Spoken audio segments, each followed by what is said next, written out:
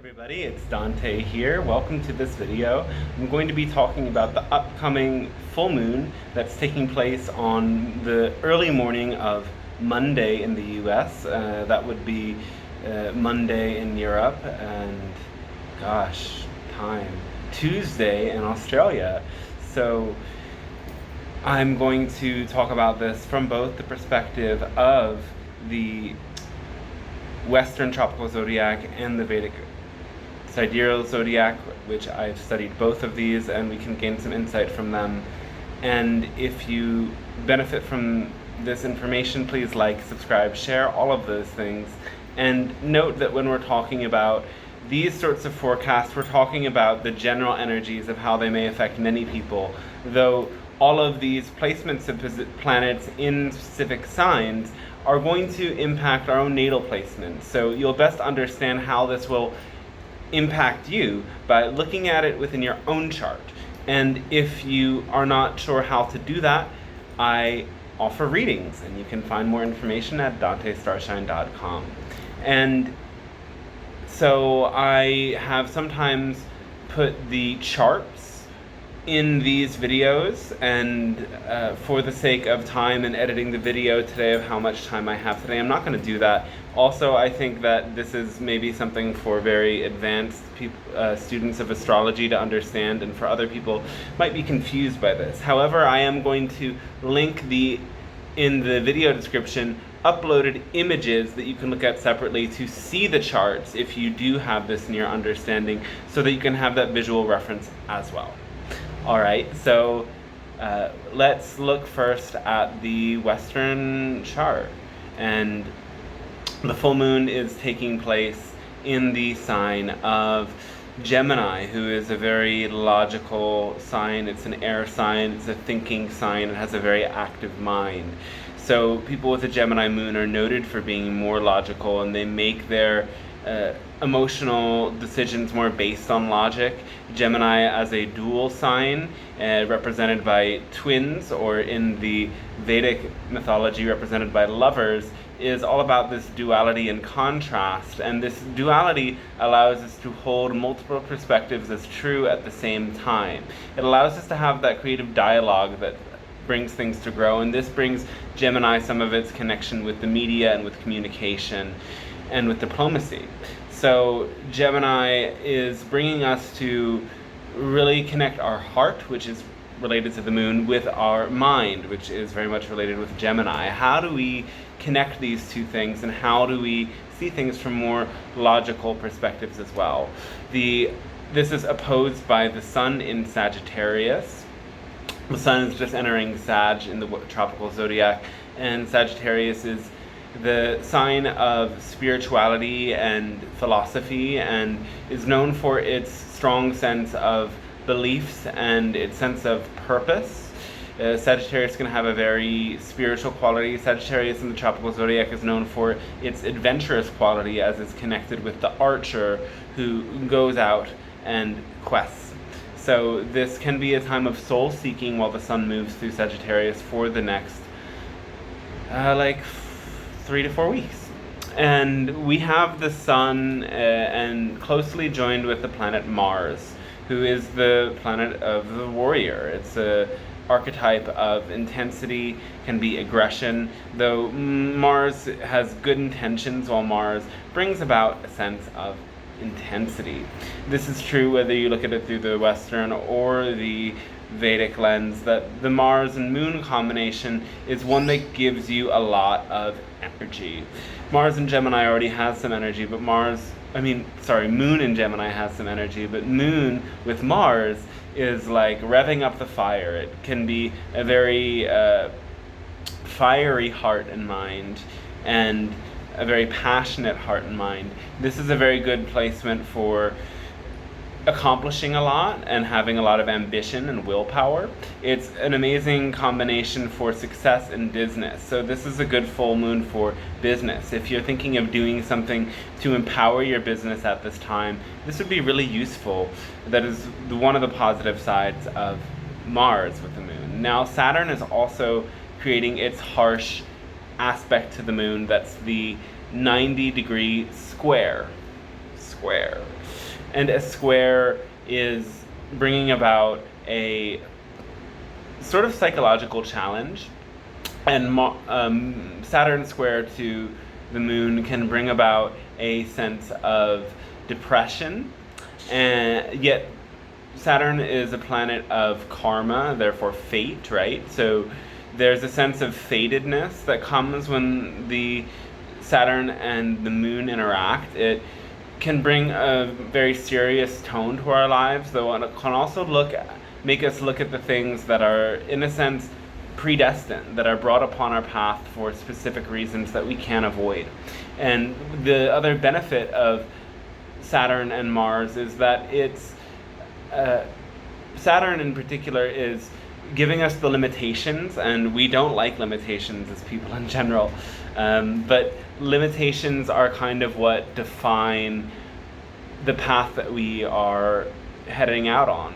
Like if the road had no marks on the path, and there were no guardrails at dangerous places, in a sense those are limitations, but the limitations are keeping us in line. So the limitations that come up around a Saturn transit are there to kind of shape what's possible and what isn't possible. And right now we might not like the way that looks, but over the long term, which Saturn always connects to, progression of our soul, the limitations that are in place today might serve something in the future. So don't push against the limitations too hard. Now, what else is happening to the moon is that there is a trine to Pluto within that's 6 degrees. Pluto is over in Capricorn, just finished its retrogression, moving direct again. It's nice that Pluto's out of retrogression, though it is heading back into Aquarius. That can bring some greater troubles to the United States, and we're going to see that as Pluto goes into that 29th degree again, which is the Pluto return of the United States, which typically denotes a sort of transformation and sometimes a dissolution of a country or nation state. And this is very much, I don't want to get too much into the geopolitics in this video. You know what it's about, the and who the USA is supporting right now, and that could lead to problems. Anyway, this is about other things in this video. So Pluto trine to the moon is giving a sense of power. The trine is a harmonious relationship. Pluto is a great malefic planet, however, it's connected to that death in the underworld, though how we relate to our own power of transformation is what brings us forward into creating new pathways for ourselves. So, and also it's how we reclaim this power. So there's some power element there. And we also have to look at the moon's sign lord. So moon in Gemini is connecting with the planet Mercury. Mercury is the lord of Gemini. What is Mercury doing?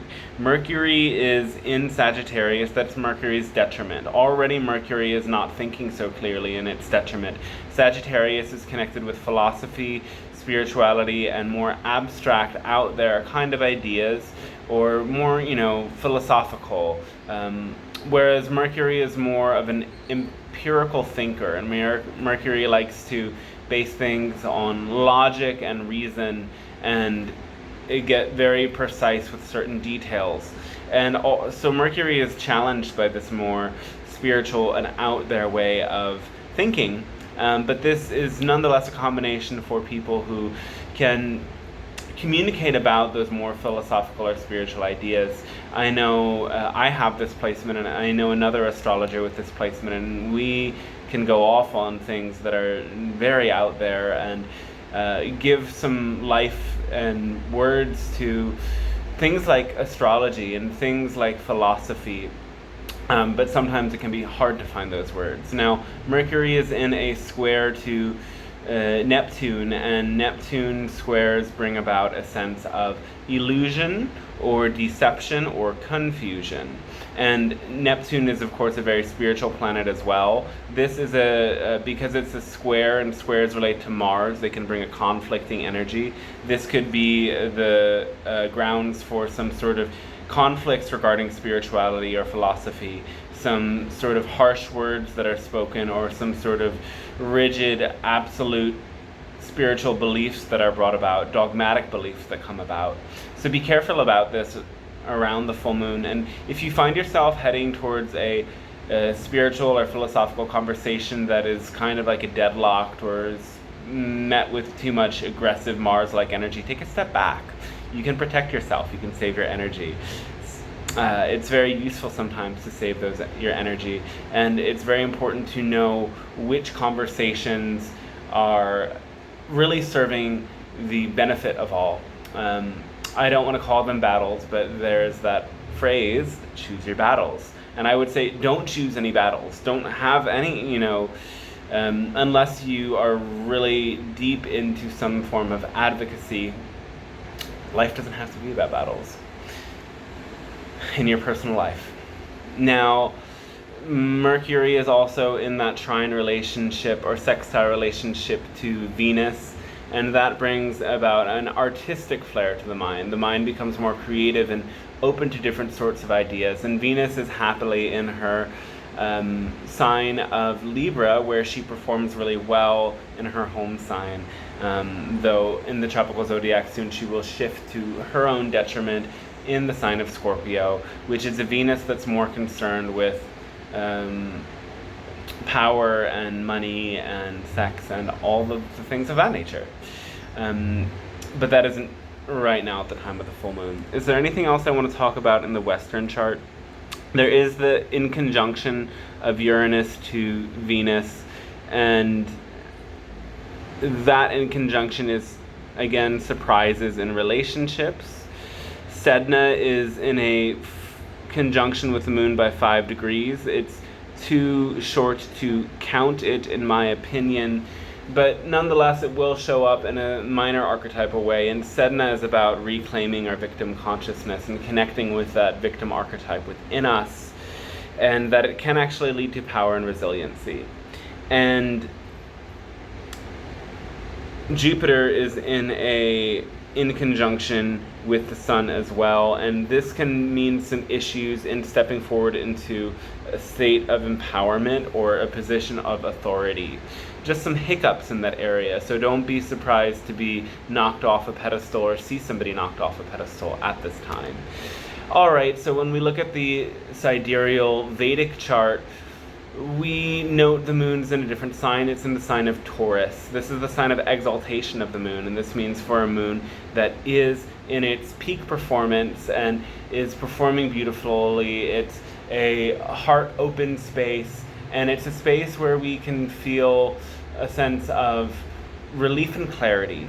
And the moon is in the sign of Rohini. This is the lunar mansion. In the Vedic terminology, it's called Nakshatra. And nakshatras are the 27 signs of the moon that are dividing the 360 degrees of the zodiac by 27 to count the cycle of the moon more specifically. Now, this Rohini Nakshatra is symbolized by a chariot.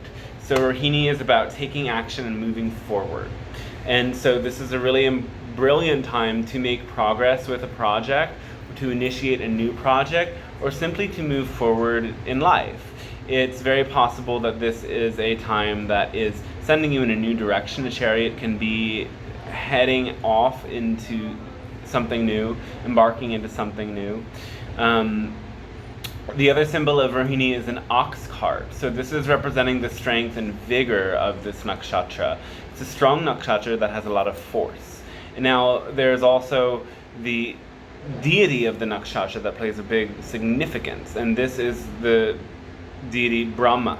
Brahma is the creator of all that is and the creator of the other gods. The difference of Hinduism from monotheism is that all of the gods are the same, all of the functions of God are the same under the monotheistic, or I would say more specifically the Abrahamic religions and their way of seeing things. Now, from one perspective, Hinduism, even though it has many gods, is monotheistic too, because all of these gods are considered one embodiment of this supreme soul, and they are the different faces of that supreme soul, and that supreme soul resides in everybody. So it's hard to say, is Hinduism monotheistic, is it polytheistic? It's both. However, the difference here is Brahma is the creating god, but there's other gods who sustain the universe, preserve it, and there's other gods who destroy it. And they create the three main pantheon, Brahma, Vishnu, Shiva, right? So Brahma is creating, but Brahma creates, but then Brahma kind of neglects creation. Brahma had 5 heads and lost one of them by annoying Lord Shiva. Brahma is representing this earth plane which we see through the 4 directions. Rohini is a 4 vibration nakshatra, and this numeric vibration is signifying, on one hand, healing, but it's also signifying our connection with the earth plane and our awareness of these 4 directions from which we orient ourselves and understand our place on the earth plane. And this Brahma, so it's bringing a creative force into our lives at this time. We are stepping into a new creative cycle. How do we harness this creative energy? It can be very useful for our business. It can be very useful for projects that we are creating, for travels. So there's a material benefit that comes with this specific full moon in that sign of Rohini.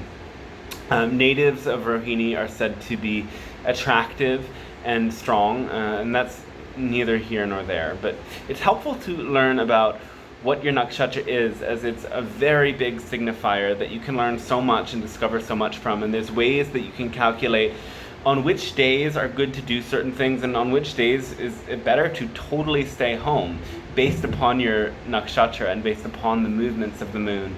And I have found this to be incredibly accurate, and I let this guide me very much, and it is altogether helpful. It's very helpful.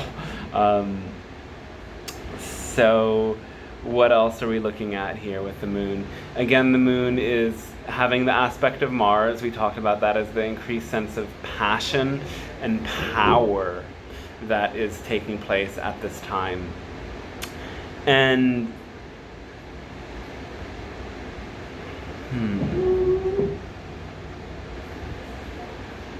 the moon is having an aspect from Saturn too, but in a different way. It's like the aspect of resources.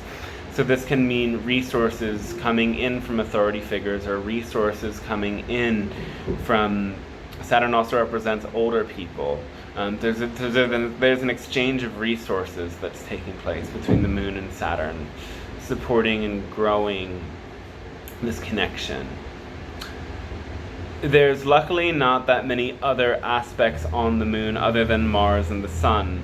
However, remember, these are both fire planets, so there's a fire aspect coming onto this moon. And this is creating a very active, passionate mind. And when there's a lot of fire, we have to be very careful of how we work with this energy, because it can burn us out.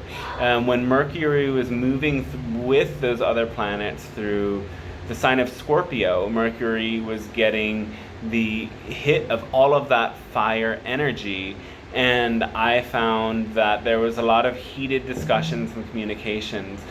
The fire really affected the way that my words were coming through.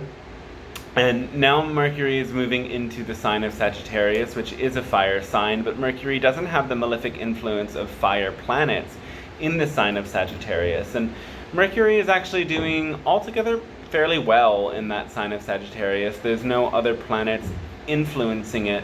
The sidereal zodiac and Vedic astrology don't signify a sort of negative energy of Mercury and Sagittarius in the way that Western might. And so the signifier planet, as the moon is in Venus's sign of Taurus, we look to Venus, and Venus is very closely linked to the planet Ketu at this time.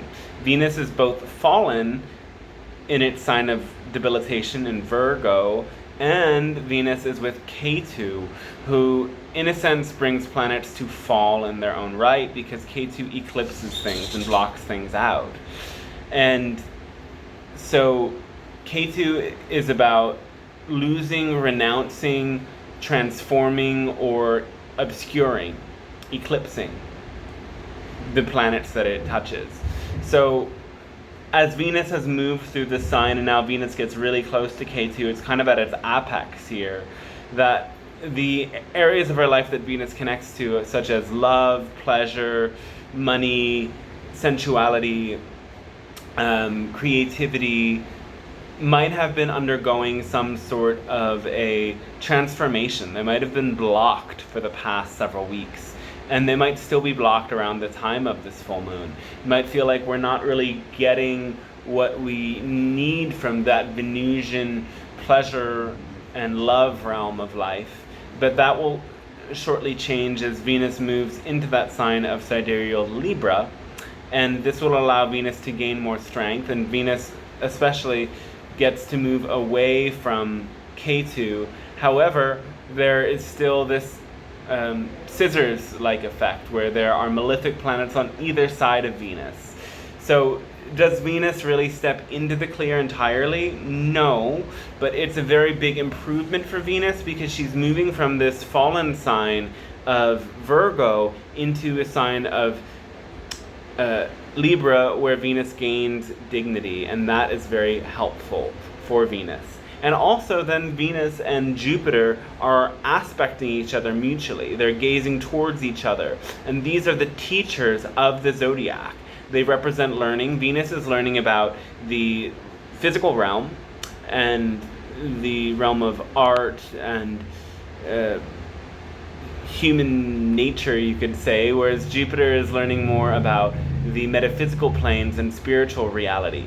When they come together, those energies support each other, and great learning is possible. So when Venus switches signs, it's opening the pathway for great learning potential through the next several weeks. And Venus will switch signs just a couple days after this full moon, probably around Wednesday.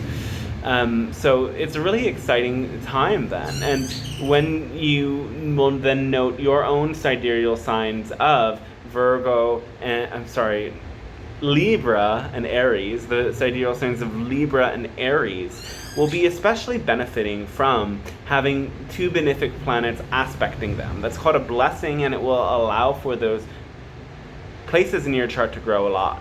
This is especially helpful if you have the ascendant, the moon, or the sun in those signs of Aries or Libra.